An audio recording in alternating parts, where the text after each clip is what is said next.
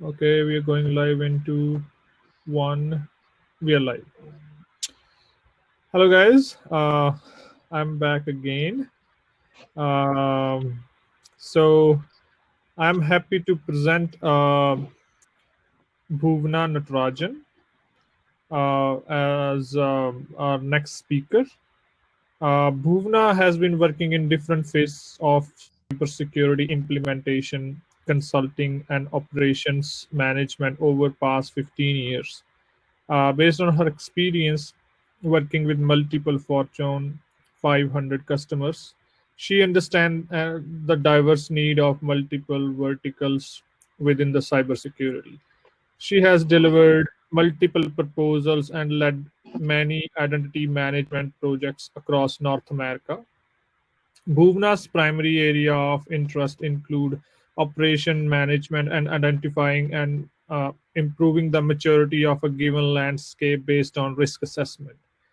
Uh, Bhuvna's topic for the talk today is mature IAM in era of work from home. I think this is a really good topic, and we need to have discussion on this. So hand it over to Bhuvna.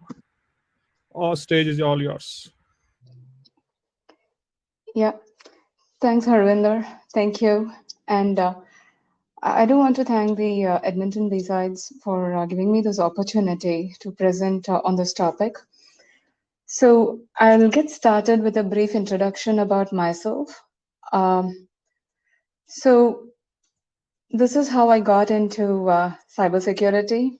It was not exactly this is precisely what I want to do in my life kind of a goal, but this is how I got in. I kept saying, and then God said, okay, go into cybersecurity and everything is going to be fine. Uh, and ever since, after I finished my college, I got into Wipro, and for a year I was in induction and testing, and then for 11 years I did just identity and access management in various capacities. And I started off with a developer, and it has really given me a very good hold on, what the customer wants, like what are the issues that can happen at the grassroots level. I did a little bit of operations too, and then I moved into leading and then consulting and finally managing identity and access management projects.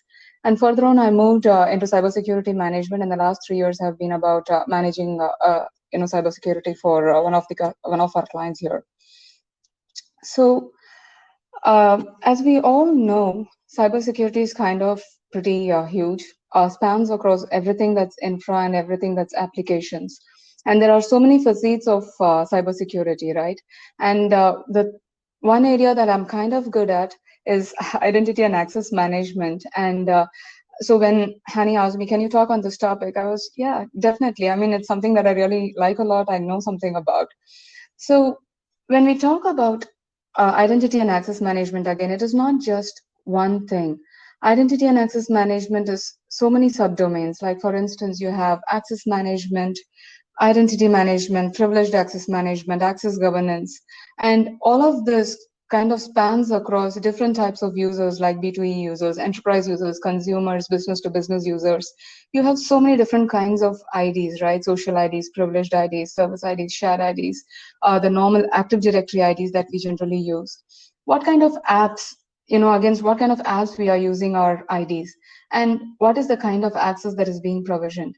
So when we look at this entire when we look at the entire gamut of what makes up identity and access management, it is really not a singular thing. It's very plural. It's so many things put together.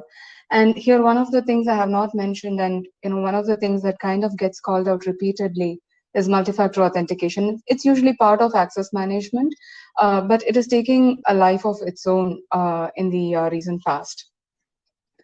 So today we will be talking, I would say that we would be kind of scratching the surface, in terms of discussing what we can do in this era of work from home. As we move towards a new way of working, what is it going to be like? So let's go to 2019. Let's start from there. One of the things I do want to say is through the meetings today, all the meetings that have happened today, or the talks that have happened today, most things have already been discussed. people who have a lot more expertise than me, who have a lot more experience, who have a much bigger vision of what they see in their organizations, have spoken about the importance of identity and access management. So I think my deck is kind of a summary of many of those points, but we'll go through it nevertheless.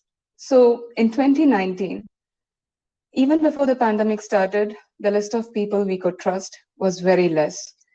And if the CISO was lucky enough, he probably got a multi-million-dollar cyber budget, but it is not exactly like he did not have problems. He or she did not have problems.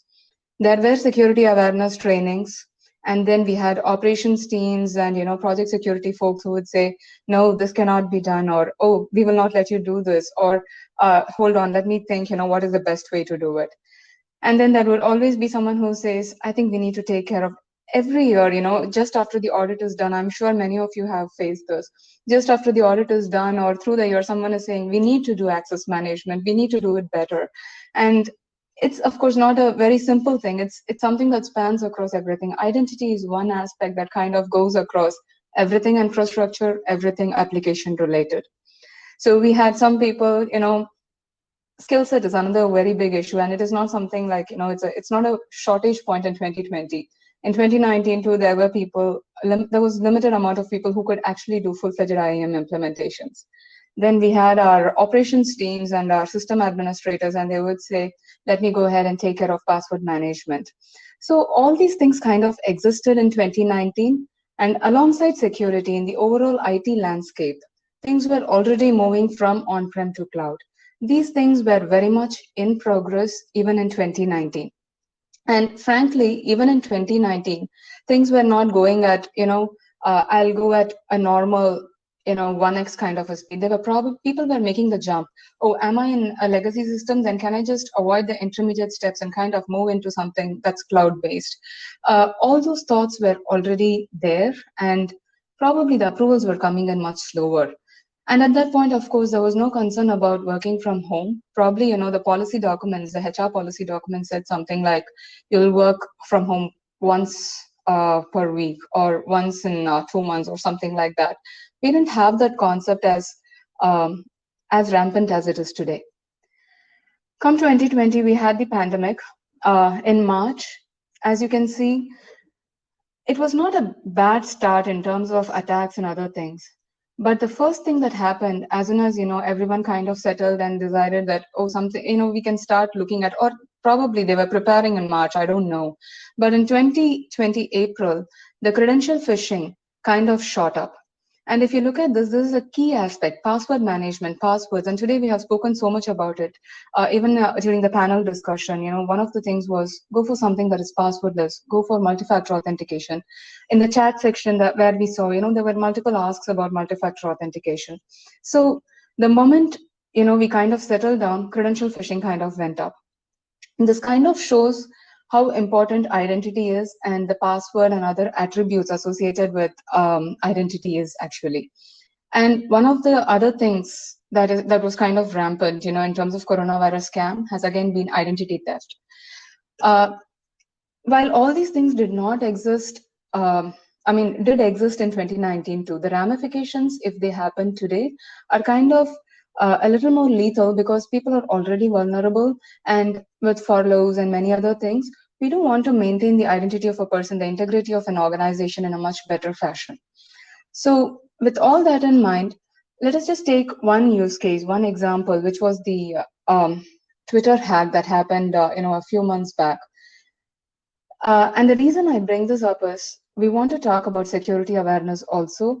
Today, as we went through these multiple discussions, we heard how security awareness is so important. If you look at what happened in the Twitter hack, primarily they phished, okay, that is something, that is one aspect of security, but they phished for credentials. And then when the person when the person gave up his credentials, or, he provided the required access, it was very much related to access management. It was very much related to the identity of the person. And if you look at what the reporters are talking about, you just need to give A, and usually the reporting is A, B, C, D, E, F, G, H, right? And here, Twitter said, we have strictly limited the access to avoid any kind of problems. We will give the access at a later point. We will start rolling out the access again. But the perception of whatever this person has written, the reporter has written, says, though they said, it is strictly limited and only granted on valid business reasons, they also said, they have reduced the access significantly. So the organizations go through some kind of a crisis too, right? Like, what does the public look at them like? So knowing about all these things, I just want to say that the pandemic, though it has changed how companies work, it is not essentially changing what they create. It is not changing what the companies provide to the consumers. So basically, when you look at the entire IAM landscape or even most other aspects of security, you're not looking at a complete overhaul. You're probably if you're ideally a mature organization, right, you're going to be doing these three things. You're going to be looking at a few of your operational processes. You're going to be remodeling a few of them. You're probably going to be upgrading a little bit of your infra because you're already on your cloud journey. And if you have the necessary approvals for many things infra related and applications related, you're probably going to be upgrading very little of your infra. And you're probably going to be revisiting your audit controls. These are kind of the three things that you will be doing. But most organizations, in spite of all the things, all the changes that have been happening in the recent past, or probably because of all the changes that have been happening in the recent past as they move into cloud, they might not be very mature in each one of these points. Nikisha, if you could just put up the poll, we can probably go through it towards the end of this meeting. Okay, I'll just continue with the discussion here. So in terms of expert talk, as we go through multiple discussions, right, as we go through multiple materials that, where people are opining on what they see. One is obviously the data thefts that are increasing. And in spite of, having or moving towards a cloud-based environment, there are still restrictions because most of your Active Directory is still on-prem. Not everyone has moved into Azure AD. Or probably, you were just beginning your journey and you're nowhere near, a proper way of completion, I would say. Privacy concerns. We spoke a lot about privacy concerns today. One good thing is where, I'm sorry, I don't remember her name, where she just mentioned they didn't see as many number of hacks or as many number of threats as they expected to see, which is kind of a good thing to actually know, The other thing is concerns on the strength of the network, mostly because we were still operating in an on-prem model. We still had on-prem controls. We had a lot of on-prem controls. And we were just beginning to think about how do we mature it into a cloud-based control. And we are not there still. But knowing that the spend is not going to be extremely great, knowing that, even companies and businesses are controlling their spend, what we do here is the IT spend is going to be relatively neutral. Yeah, there are a lot of projections on how much is going to be spent. Yes, it will be spent over a period of time. But having said that, where they will spend it, what is the area where they want to focus on, that is still kind of neutral, and security is not the only area where they will be pushing in their money. Now, knowing about all these things, what is different? What is different between 2019 and why should we be having this conversation in 2020, right? This is something, one of our very senior managers had said a long time back. Organizational inertia is at an all-time low. And I really love those words, the inertia that you have in an organization, bringing 20 people together, and then they are focusing on what is key to them. And then, they take a period of time to decide what is important. No, right now it goes, I have this thing, very well the security. They have that thought in their head, that pebble in their head that says, no, you cannot wait. No, this cannot wait. You need to make that change. So they have that mindset right now. And when you have that mindset now, the inertia kind of becomes very less and adaptability is going to be very high. Like, for instance, I remember in one of my previous projects, there was this person who would come in and say, two-factor authentication is privileged access management. It used to be so difficult. I mean, that person was so set in his ways and it was so difficult to make that move. But right now it is not like that. Now we have a lot of support from people who are kind of, higher up. They want to know about it. And one of the points that was said today, senior folks understand security. As a matter of fact, today when security does not sit at the table, people on top ask, where is this person? Where is the CISO? Or where is the security architect? That question does arise. And Now, what we can do is we see large vendors like, let's say, Microsoft or Google, many such organizations whose suites we already use in our organization. They're already providing a lot of cloud-based applications. Can we move towards it? Can we consolidate all of our on-prem tools that we use for IAM and leverage Microsoft or any other, Google or any other suite? That is something we want to look at, and that is what is kind of different in 2020. The lack of inertia and the availability of these suits that can help us actually make a jump. Now, knowing this, one of the key things I do want to talk about is in March 2020, we need to work from home. We were doing, I would say, very quick risk assessments, smaller changes. Like, for instance, rollout of VPN was happening like this. In the snap of a finger, do a risk assessment, do your VPN rollout.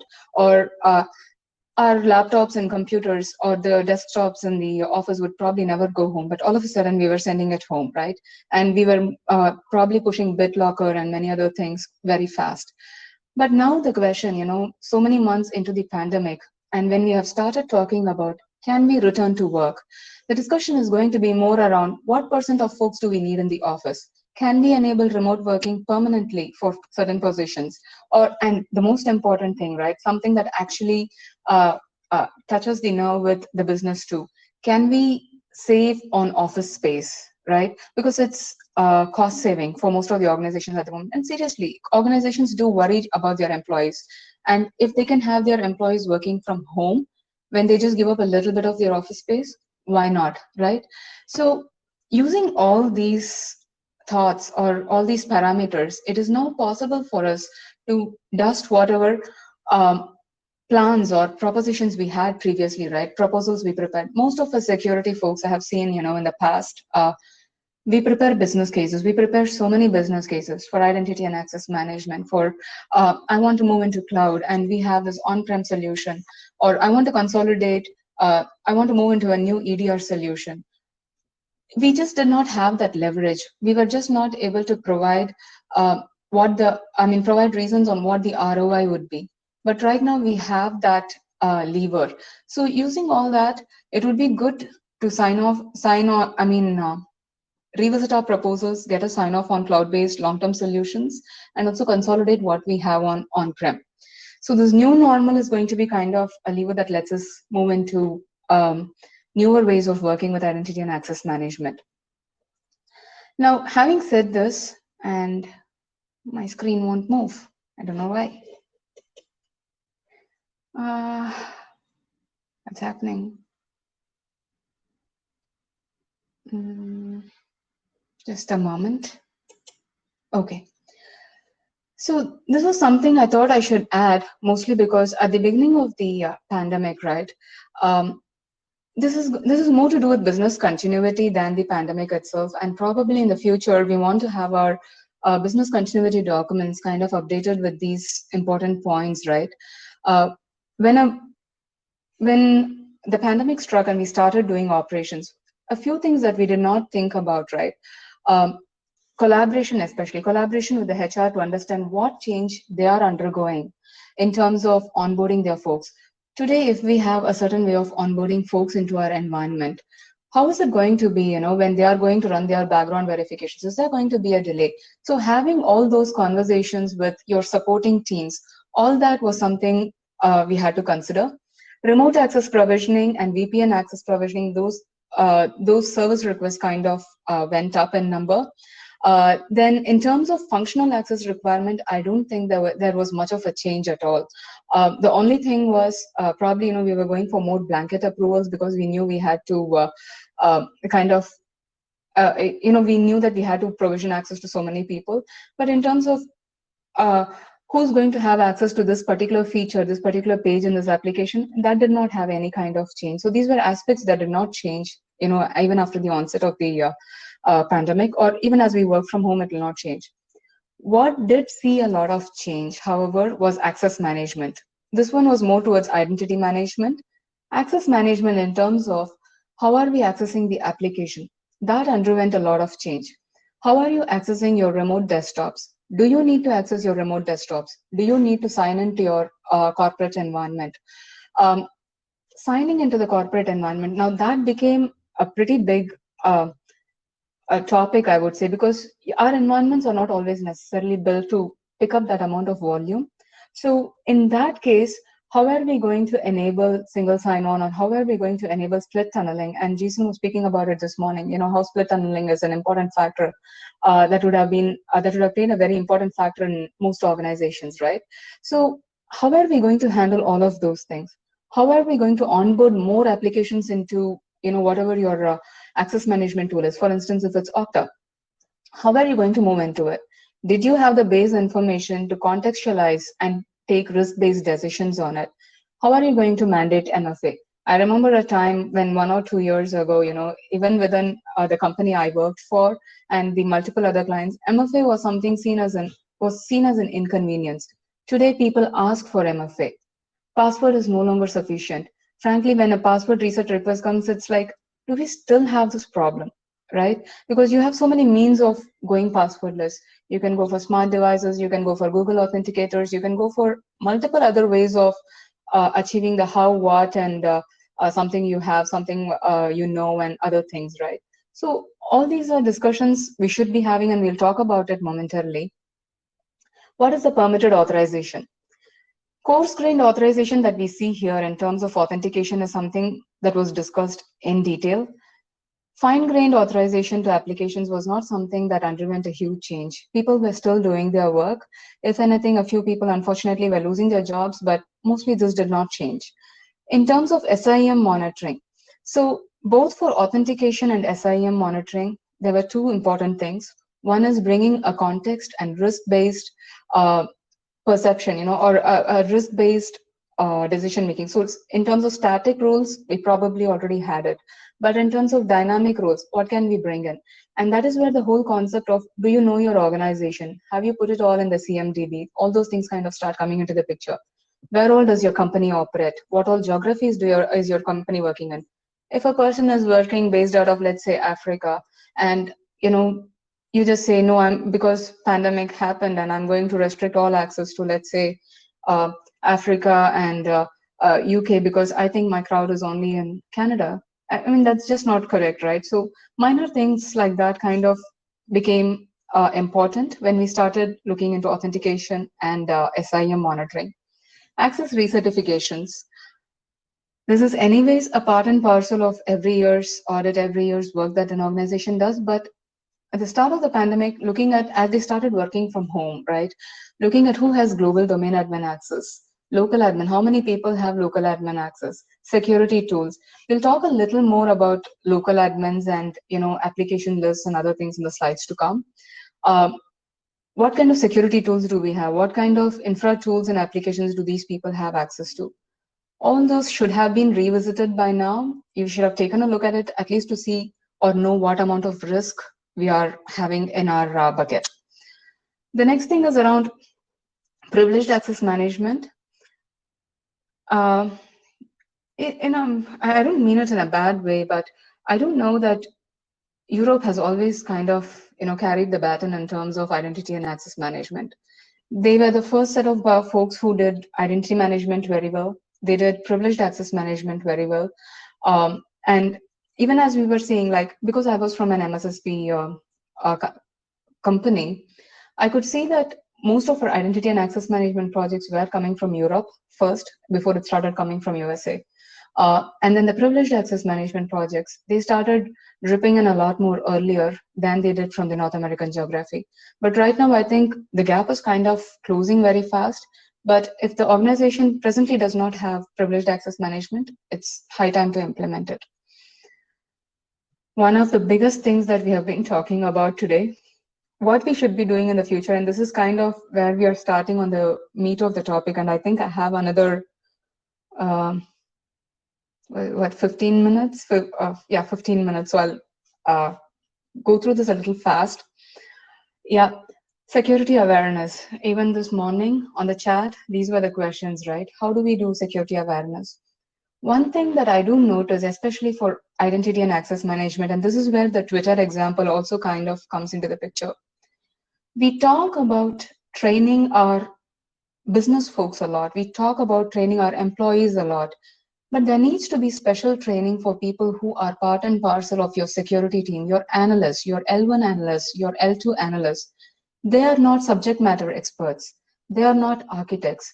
They don't always think from the perspective of, uh, you know, is this a safe thing to do? They are following your standard operating procedure documents. So you might want to give them special training, because I have seen people losing their job when they do something really bad. I mean, they probably thought it's the right thing. Like, for instance, a major incident is happening, going ongoing, or let's say a 7 incident is ongoing, and without thinking twice, they just provision access and something goes wrong. We need to provide them the guidance to tell them, even though it is so, take a step back. During major incidents or during your sevens is when you want to be a little more careful, and we need to train them. And when we train them repeatedly on it, it becomes easy. They are not looking here and there for guidance. They know where to go for guidance. I think that's kind of something we want to focus on. Tell them what the risk is, what is the impact to the organization, and also consequences to the employees. Not in terms of scaring them, but in terms of keeping them aware. Uh, this is more like my personal point of view. I'm sure there are very nice ways of doing it, but it's more like what should be happening. In terms of roadmap priorities for any organization during, as we move to the work from home kind of a model, right? There's obviously going to be some amount of work from office, and there's going to be some amount of work from home, but there's going to be a big portion of folks who are going to say, of course, I can do my work from home. And a big chunk of the senior management that's going to say, yeah, let them work from home. We have seen it works. We know it's not that bad. We know it is safe enough. Why don't we just create controls around it? And at that point, what should our priorities be? The first priority will obviously be authentication and authorization. The second one will be adaptive authentication.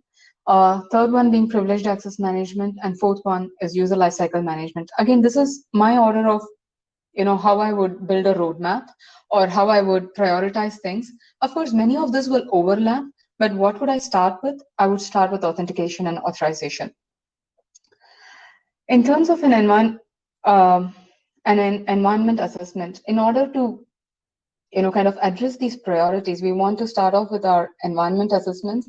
Of course, this is not going to be the normal consulting exercise where we are talking about, I want to move from this technology to that technology. We are now talking about redefining boundaries. We are talking about, how do I go from, I was so protected, to I'm probably going to go all internet, or I'm probably going to go 90% internet, and 10% is going to be something that's very important, critical, right? Like, I'm going to go for a 4-factor authentication or something like that, and that has to happen in my corporate environment.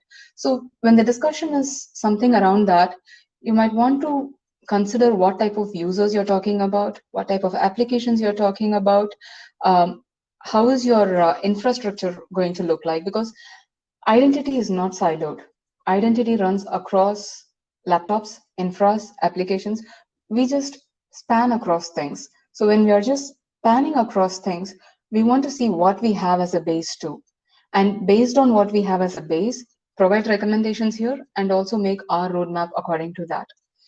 One of the simple, and I would say, one of the use cases we came against and something we were not necessarily thinking about was session management in O365.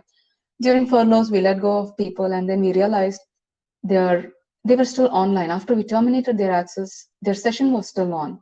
And then we realized, oops, what do we do about this? It's probably a very minor thing, but it is not so minor, depending on the kind of person we are letting go. So all these minor points, critical points, might need some amount of rethinking, because previously, when you turned it off in Active Directory, probably everything got turned off. Right now, that is not the case. So that's something that you might want to look at. Also, in terms of after you finish the assessment, you're going to arrive at one of these maturity states, right? Like within the security team, you're going to be able to say, I'm completely on manual identity and access management. I'm probably in automated identity and access management.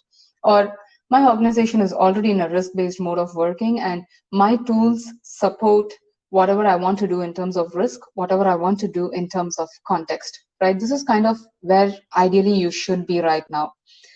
Many organizations are already, especially the bigger organizations or the ones that have regulatory requirements, are already moving towards AI-based management. Not in identity management, but more in access management. That's where, your adaptive authentication and all those things kind of come into the picture. But having said that, there are very many organizations, and I'm not talking just about mom and pop shops. I'm talking about even bigger organizations where they're mostly into manual identity and access management. You might want to consider switching all the way from manual identity and access management to either risk-based or a completely AI-based access management. There are so many tools, there are so many technology vendors that can help you with this, and the features they have in their product are sufficient for you to derive use cases. Even, see, when they build a product, they are building it around use cases that different companies have or different verticals have. You can always derive it from there and choose something as a best way to go forward. Now, knowing this, after you have arrived at this, the next step would ideally be drawing your roadmap, your identity and access roadmap. Now, this can sound very cliche, but you definitely want to start with the zero trust framework. Zero trust framework is not something that we want to impose on just infra security, right? It's not something that we want to impose on just one application security or infra security. It's across identities too. And the best part about it is, in identity and access management, everything has already, we have always built our history on this. Trusted identity, have just one ID using which you can track all the other IDs. If I do something to this ID, the rest of the IDs should know that, they have to do a relevant activity. Build that kind of a trusted environment. Plan your roadmap according to that. Zero trust authentication. You want to move towards risk and, contextual based authorization, like, with work from home, let us say, right? I choose to work anytime I want. Sometimes I work in the evening. My friend might choose to work late in the night because, let's say, he just had a baby. He's able to work only during night hours. We need to allow for that kind of elasticity, flexibility, and when we set up our policies, our dynamic policies and other things. So how do we build a zero trust environment, but with enough flexibility to let the business keep running, right? So we'll start with this, and Okta has given us a very good, a logical diagram on where we want to be. If you look at where they are saying your stage 0 is fragmented IDs. Unfortunately, many organizations with legacy systems are still here, at least partially here. If not fully here, at least partially they are here.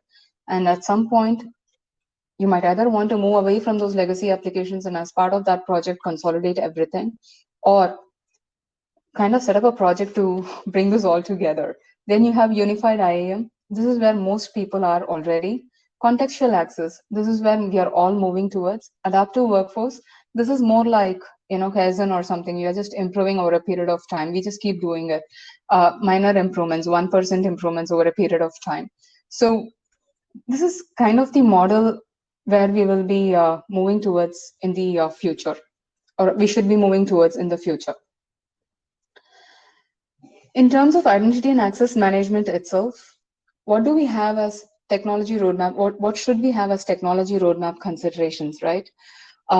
You might want to identify technology. Please don't go for hybrid solutions. Either choose to be with your legacy tools or go for something that's completely cloud-based. Please don't go for a on-prem application and then deploy it in Azure. Identity and access management doesn't require that. There are very good products in the environment, in the market. Please choose to go with one of those. It will definitely lead to reduction in operation costs. Also start looking at, whenever you're getting an identity management tool or an access management tool, do check if it has threat analytics capability. Most of the tools today, like let's say Okta, let's say SailPoint, Savient, whatever we go ahead with, right? It has its own threat analytics module, or let's say CyberArk, or let's say any other tool. It has its own threat analytics module. So what basically happens is, instead of sending all the logs to your SIM tool or whatever is the new EDR tool that is kind of coming into the picture, and then processing it all in one place and making it one mammoth all over again, you're just doing your intelligent work in each of the systems and then you're just sending the intelligent data to your SIM tools. That's definitely a preferred model of working, right? You're already paying the money for all these things. So you want to pay as little as possible on the other end of the spectrum. And there we have ultra mode capabilities that are kind of coming in, right? What can I do with that intelligent data? So that's one of the key considerations. Mobile ready technology. Mobile ready technology for identity management in terms of approving from your mobile and things like that, not through your web application, but just through an email or something like that. It's been around for a very long time. And many of the bigger organizations have definitely implemented it. If you have not done it yet, then it's definitely something that you should look into. Most products come with it too. Moving directory services to cloud. 99% of the organizations had Active Directory, and 99% of the organizations are going to have Azure AD in the future. The quicker you move there, it's just easier for everyone as they move all of their legacy applications there too. Implementing, yeah. Many of the at least the applications, what I have noticed is some of the applications, legacy applications, they are kind of giant in size. And when they do their projects, they are able to move it only piece by piece. So when we go through the projects with them, and I go back to what Tanya was saying in the morning, just because we have moved our tools to the cloud, does not mean that we don't accommodate some of their needs. We want to look at what their needs are in terms of and any ID management or any access management solution on cloud should still cater to something on-prem. There is always going to be one piece of application that's going to lie on-prem.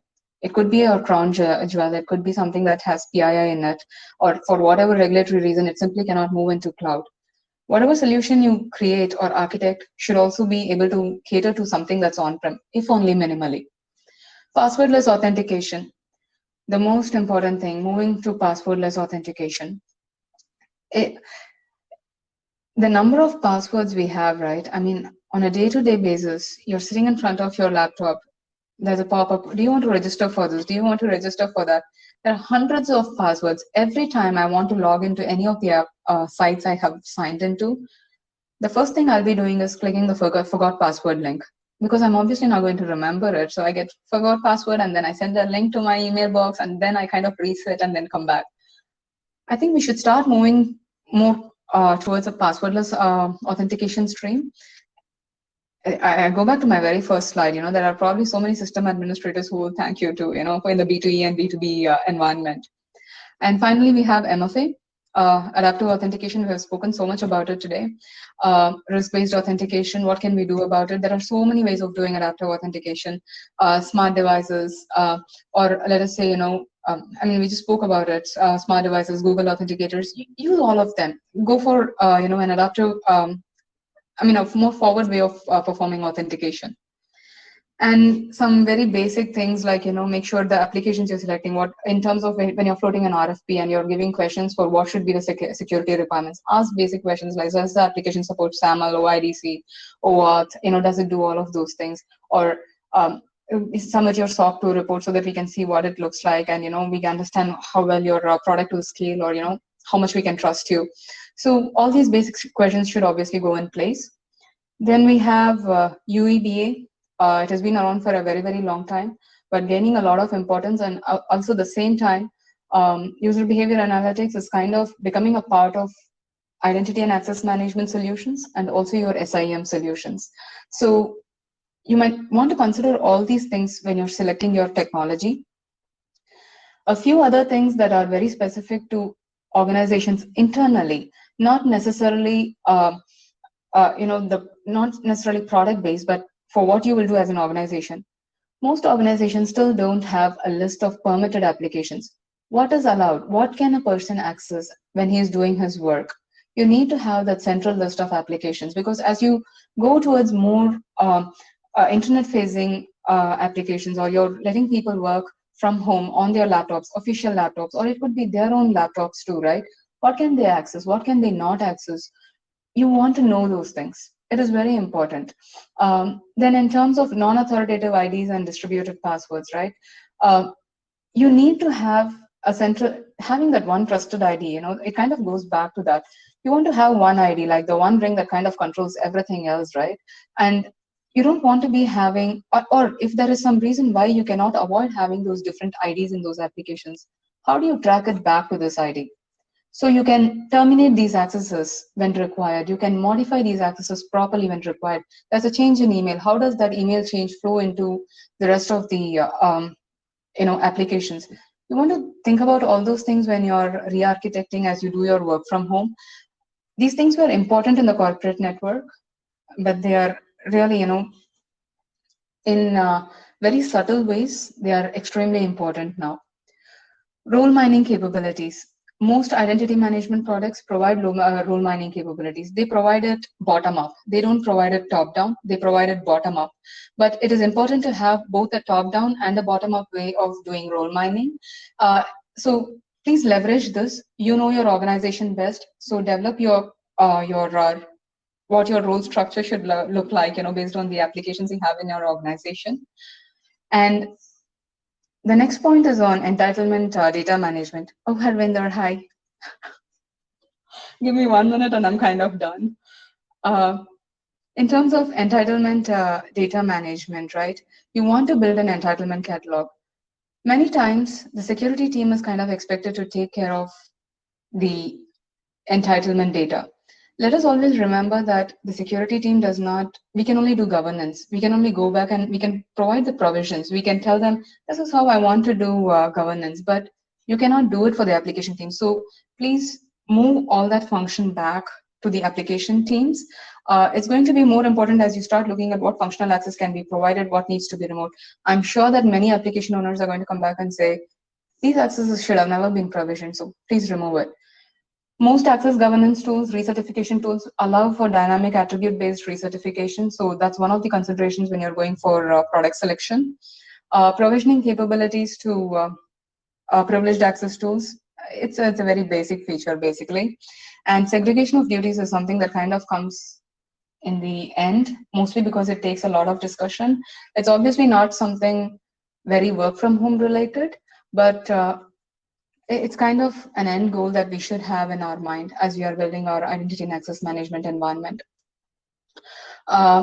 These are some of the other things. As I said, IAM is not siloed anymore. So you might want to start looking at how is it going to interact or what kind of data is it going to provide to the CASB, SIAM, and how is it going to interact with your other tools you have in your environment. And most importantly, make it easy for your application teams to onboard their applications. Once you get the flow of it, right, you're going to be asking the same questions for both access management and identity management from your application teams, except if it is too complicated. Some finance applications are always very complicated, and you might want to have a project for it. But many smaller applications don't need it. So set up a framework so that they can start onboarding, and this will kind of accelerate whatever you're doing in terms of building a much better identity management environment. This is more or less what I had. Thank you so much. 3 minutes overtime. I'm really very sorry, but thank you so much.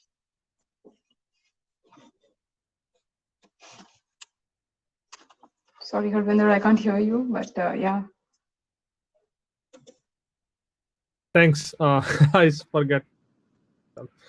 First of all, that's an awesome presentation.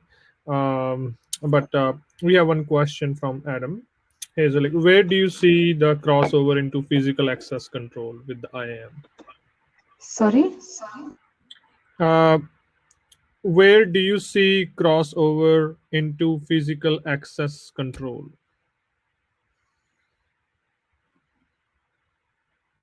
Okay, physical access control.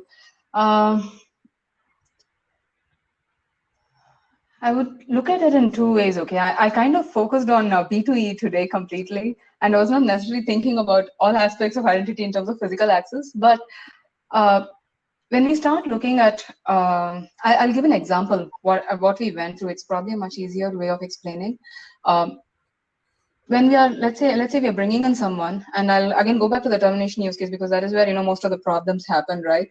So when we are kind of letting go of someone, even today, as far as I have seen, in spite of the tools from 2007 saying, oh, identity management tools can give you access, can provide you the functionalities to remove physical access. Say, we can just send a message or a task to the physical access board, and they will remove access of that person based on that.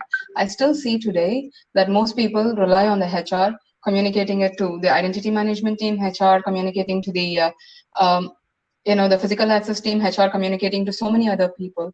I think that's one primary area where we can make it much simpler, I would say, if we did go with the centralized ID kind of a model in the long run. Okay. Thank you very much for the session.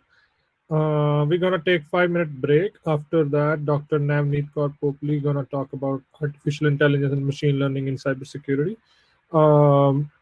Thank you very much. Really appreciate it for your talk.